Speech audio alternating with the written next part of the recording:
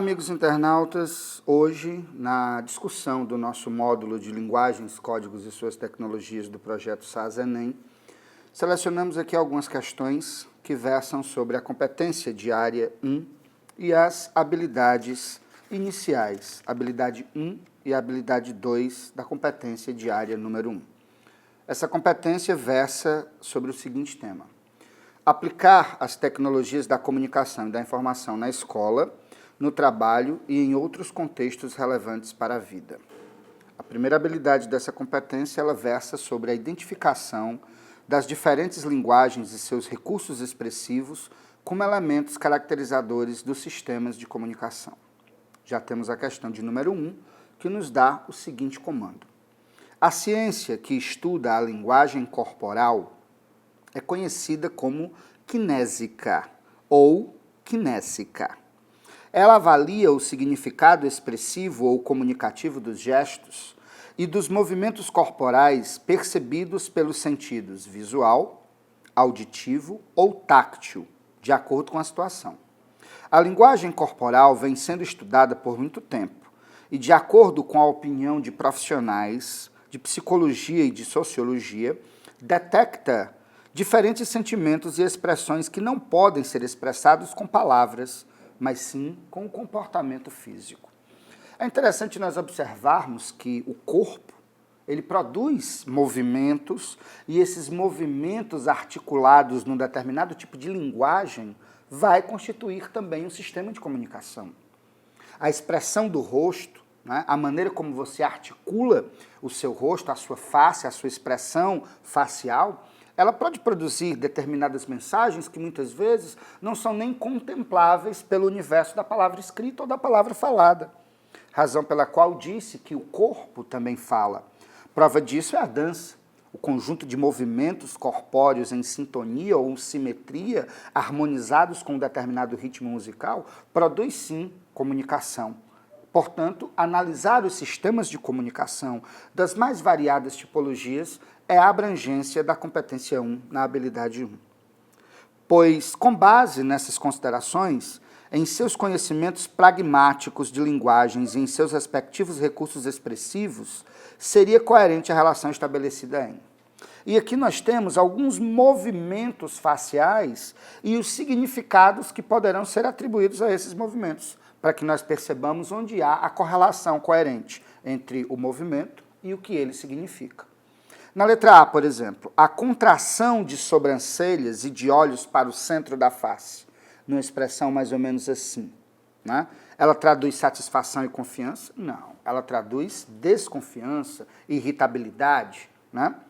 Na letra B, o sorriso levantado à esquerda da boca.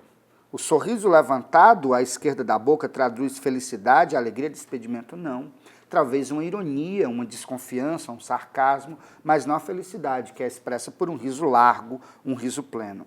Na letra C, meio sorriso, com semi-abertura dos lábios, tal como a Mona Lisa, de Leonardo da Vinci. Um sorriso discreto traduz satisfação extrema? Não. Uma satisfação sutil, uma alegria talvez um pouco dissimulada. Na letra D, a contração do queixo e a flexão da cabeça para o lado, contração do queixo, a flexão da cabeça para o lado e a suspensão dos ombros, denotando indiferença. É exatamente isso que você faz, né? Quando você quer dar um certo tom de desinteresse por alguma coisa, você faz esse movimento e ergue levemente os ombros nesse movimento de suspensão, dando a ideia de indiferença, que é exatamente o item que deve ser assinalado. Piscar de um dos olhos. Sinceridade e lealdade? Não. Esse é o sinal, talvez, clássico de um cumprimento, de uma saudação ou de uma pequena paquera. Portanto, para a primeira questão, nós temos como correta a resposta da letra D. Lembrando que o corpo produz movimentos e esses movimentos produzem significados. E esses significados podem ser interpretados dentro, sim, de um processo comunicativo. Primeira questão, portanto, letra D de dado. Na segunda questão, nós temos um tipo de texto bastante recorrente no Exame Nacional do Ensino Médio, que é o texto com suporte verbal e visual ao mesmo tempo, que nós podemos encontrar em charges, em cartoons, em tirinhas.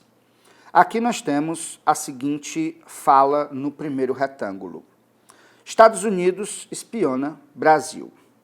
E um assessor entregando à presidenta da República um relatório mostrando que há indícios, identificados no governo brasileiro de que o governo norte-americano estaria fazendo arapongagem, espionagem com a presidenta Dilma Rousseff. E a fala, então, é a seguinte: isso não pode ser verdade? Vou ligar para o Obama. Já no segundo balão, nós vemos esse assessor pensando. Note que o balão pontilhado dá a ideia de algo que está sendo pensado, mas não dito. O balão circulado, sem pontilhismo, dá a ideia de uma fala. Pois muito bem, esse balão pontilhado, do segundo retângulo, ele traduz o pensamento do assessor da presidenta, que diz assim: nem precisa, ele já está ouvindo. Bom, nota-se que aqui há um dos recursos mais recorrentes nesse tipo de texto, como charges, cartoons e tirinhas, que é a utilização do humor. Às vezes da ironia, de uma frase em duplo sentido, de uma frase ambígua, que denote ali sim o efeito crítico. Portanto, é um tipo de texto em que nós encontramos recorrentemente elementos característicos de uma sátira, em que você se vale do humor, da ironia, da ambiguidade, a serviço de uma leitura e de uma observação crítica da sociedade.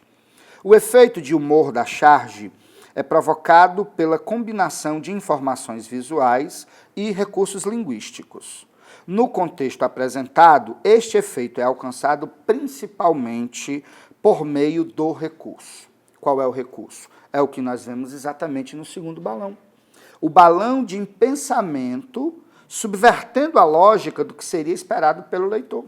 O que é que o leitor esperaria nesse segundo retângulo? Que a presidente Dilma tomasse de um telefone, ligasse para o presidente Obama e indagasse-o acerca da possibilidade de o Brasil estar ou não sendo espionado pelo governo americano. Mas o assessor, ao pensar, nem precisa, ele já está ouvindo, de certa maneira sugere que a presidenta converse com o presidente Barack Obama através dos mecanismos de espionagem que teriam sido supostamente instalados dentro do seu próprio gabinete, talvez como sugere aqui a tirinha. Então, para essa questão, observa-se com clareza a correção no item C de casa, que fala da introdução de um pensamento que subverte a lógica do que era esperado pelo leitor. O que seria esperado pelo leitor? Que a presidenta tomasse de um telefone e ligasse para o presidente Obama questionando acerca da suposta arapongagem. Mas note que, ao sugerir que nem precisa, ele já está ouvindo, talvez a presidenta pudesse até falar diretamente com o presidente Obama através dos mecanismos de espionagem instalados ao seu redor. O que faz com que a letra C seja a resposta correta num texto que se vale do humor, que se vale de um certo tom irônico e sarcástico para a produção de uma determinada observação da sociedade, da realidade cotidiana, o que é muito típico e característico em textos como charges, cartoons e tirinhas. A questão de número 3, ela permanece nessa mesma tipologia. Aqui nós temos a tirinha da Mafalda, criação do argentino Quino, que de longe é uma das personagens desse tipo de texto mais recorrentes no Exame Nacional do Ensino Médio. Trata-se de uma criança com os seus questionamentos, muitas vezes de ordem filosófica, antropológica, sociológica, acerca do mundo contemporâneo. E aqui nós temos uma sequência de 4 quadros em que aparecem 2 personagens e um deles é a nossa criança, a Mafalda. O primeiro quadro diz assim: no rádio disseram alguma coisa sobre milibares. O que são milibares, papai? No segundo quadro, o pai, muito prontamente, vai tentar responder à filha. É o seguinte: os milibares são uma medida de pressão. No terceiro quadrinho, conforme as condições da atmosfera, disse que há uma pressão de tantos Desculpe, papai, Mafalda interrompe. E arremata o quadro no efeito de humor, dizendo: eu perguntei o que são milibares, não militares.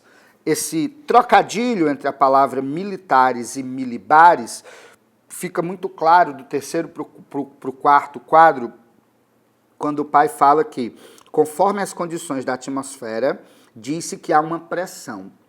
as condições estabelecendo diferentes tipos de humor, os humores dos militares, que fazem ou não com que eles exerçam determinada pressão, subentendida aí sobre a sociedade, e não com relação às relações atmosféricas sugeridas pela medida de pressão milibares. Mas aí um trocadilho, o efeito de humor nasce da identificação daquilo que nós chamamos em linguagem de paronímia, ou seja, palavras parônimas são palavras que têm uma escrita similar, uma pronúncia similar, mas significados distintos. E é exatamente esse trocadilho, essa paronomásia, essa paronímia entre milibares e militares que gera o efeito de humor no último quadro da tirinha da personagem Mafalda. Analisando a leitura que se pode fazer da tirinha anterior, nota-se que o humor explorado no diálogo entre Mafalda e seu pai se dá exatamente por meio da ideia de paronímia. E aí você vai definir aí comigo do lado o que é paronímia. É a utilização de palavras de escrita semelhante, pronúncia semelhante, porém significados distintos. Letra A fala por meio da ideia de paronímia, que ocorre entre os termos explicados pelo pai da Mafalda, e a concepção subentendida por ela, de que militares exercem pressão dependendo do seu humor ou das condições que lhes são impostas. Para a questão de número 3, nós temos a letra A como resposta adequada. Na questão de número 4, nós já partimos para uma outra tipologia textual, para um outro gênero de texto, extremamente recorrente no Exame Nacional do Ensino Médio, que é o texto publicitário. O texto publicitário ele trabalha basicamente com duas funções da linguagem. A função referencial, para descrever objetivamente um determinado produto ou serviço, e a função apelativa, que se volta para o eventual ou potencial leitor, receptor, consumidor de uma mensagem, a fim de seduzi-lo, persuadi-lo, tentar convencê-lo a adquirir um produto ou serviço, de certo modo vendido ou divulgado através de textos e anúncios chamados publicitários. A propaganda, portanto, a publicidade, portanto, produz gêneros textuais absolutamente usuais e recorrentes na contemporaneidade, ao longo do nosso cotidiano. E aqui nós temos um panfleto, um flyer, uma filipeta, um mosquitinho, como você queira chamar, das lanchonetes Habib's. E nós temos aqui a caracterização do produto, uma linda pizza colocada logo no centro do panfleto, e os dizeres, é muito mais gostoso.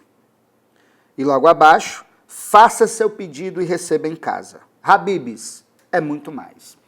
Observe que esse tipo de texto ele tem uma marca caracterizadora muito forte. A utilização de verbos no imperativo, ou o modo imperativo verbal, traduz de forma mais clara, mais direta, a intenção de voltar o teor de determinado texto produzido para o convencimento, para a persuasão ao leitor.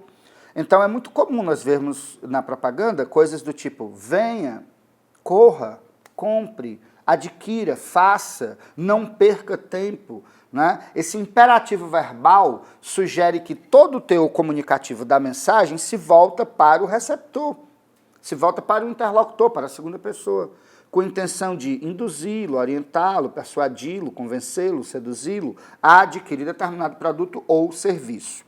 Mas note que, além da utilização do imperativo verbal, a caracterização do produto, o destaque de seus aspectos positivos, a descrição mais precisa, mais minuciosa do ponto de vista objetivo, não é? Além da repetição de certas estruturas que produzem um efeito de ênfase, de insistência no fato de que determinado produto, ou a fábrica, ou a empresa que produz esse produto, é uma empresa de grande qualidade, é confiável, você pode acreditar na qualidade do produto que ela está oferecendo. E é exatamente o que nós temos aqui na questão de número 4. O texto publicitário é, naturalmente, carregado de elementos de natureza persuasiva. O receptor é seduzido a consumir um produto ou a tornar-se adepto de uma ideia. E pode-se destacar como elementos de persuasão ao leitor no panfleto da lanchonete exatamente o que se diz na letra B de bola. As repetições enfáticas. Habib's é muito mais gostoso, é muito mais saboroso, é muito mais agradável. Claro que não houve todas essas repetições, mas o simples fato de haver 2 repetições é muito mais gostoso e é muito mais, já sugere uma ênfase na tentativa de mostrar a qualidade do produto que está sendo oferecido ao potencial consumidor. Portanto, para essa questão, a resposta correta, a letra B de bola. As repetições enfáticas, né, é muito mais, e o verbo no imperativo faça, receba, denotam a utilização de elementos de convencimento no texto publicitário. Para a resposta de número 4, portanto, letra B de bola. Nas questões 5 e 6, com as quais a gente encerra esse breve comentário acerca do projeto SAS-ENEM, nós temos a habilidade do número 2, ainda na competência 1. A habilidade do número 2 fala em recorrer aos conhecimentos sobre as linguagens dos sistemas de comunicação e informação para resolver problemas sociais. C1, H2, portanto. E aqui nós temos um adesivo, né? Nós temos um pequeno panfleto, nós temos um pequeno papel, uma pequena peça publicitária, onde há o desenho personificado de um cesto de lixo jogando dentro de si o dejeto. E aí o slogan, os dizeres: coleta seletiva de lixo, eu colaboro, frase exclamativa em destaque. E aí quem está produzindo? A Prefeitura de São Caetano do Sul. Muito bem, observe que esse tipo de texto, como charges, tirinhas, cartoons, panfletos, né, cartazes e etc., eles normalmente se valem de 2 suportes, a linguagem verbal e a linguagem visual. As duas se articulam a serviço da produção de uma mensagem, normalmente de conscientização, como se trata de um cartaz, de um texto, de uma campanha comunitária. O objetivo aqui é de natureza coletiva, é de natureza social. Portanto, o texto de campanha comunitária apresentado tem como finalidade conscientizar a população sobre a importância da coleta seletiva. A frase, entre aspas, eu colaboro, seguida por um ponto de exclamação, não é? Faz supor uma pergunta implícita. Qual é essa pergunta? E você colabora? Eu colaboro. Faz-se aqui uma afirmação. E dentro dessa afirmação, uma pergunta subentendida. E você colabora para que haja seleta coletiva de lixo e assim que nós possamos todos, irmanados juntos, construir um mundo mais saudável para se viver, para nós e para gerações futuras? Portanto, para a questão de número 5, uma questão muito simples, envolvendo a utilização social de certos textos, né? O cartaz de campanha comunitária ele é muito eficaz para a conscientização da massa acerca de certas atitudes necessárias para a construção de um mundo melhor, mais saudável, menos poluído, em que haja desenvolvimento sustentável e consciência ecológica. Portanto, para a questão de número 5, letra C de casa. A pergunta implícita é: e você colabora? Bom, na questão de número 6, nós temos uma imagem muito impactante de um indivíduo com correntes, gerando uma rede, na qual outro indivíduo parece deitar-se soberbamente, despreocupado com a questão da escravidão, do aprisionamento, do cárcere. Veja bem, a imagem anterior unifica 2 conceitos que interagem de forma complementar e bastante paradoxal na sociedade contemporânea, fomentando estruturas desiguais que, de acordo com a crítica promovida pela pintura, se baseiam, na verdade, na ideia de que a preguiça humana é decorrente da exploração dos estamentos menos desenvolvidos? Claro que não.